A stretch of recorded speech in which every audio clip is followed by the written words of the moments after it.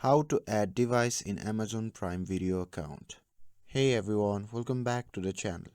In today's video, I'll be showing you how to add a device to your Amazon Prime Video account.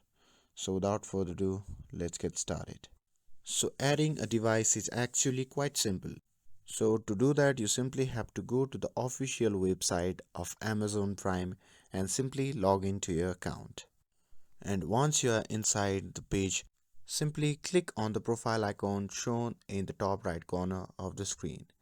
And from the drop down menu, simply click on Account and Settings. And once you are in the Account and Settings section, navigate to Device and click on it. Now here you will find an option to register a new device. And when you select that, a unique registration code will appear on the left side of the screen. And now, if you are adding a device like an iPad, start by downloading the Amazon Prime Video app from the App Store and ensure that your device is connected to the same Wi-Fi network as your Prime account. And once you launch the app, a registration code will appear on your screen.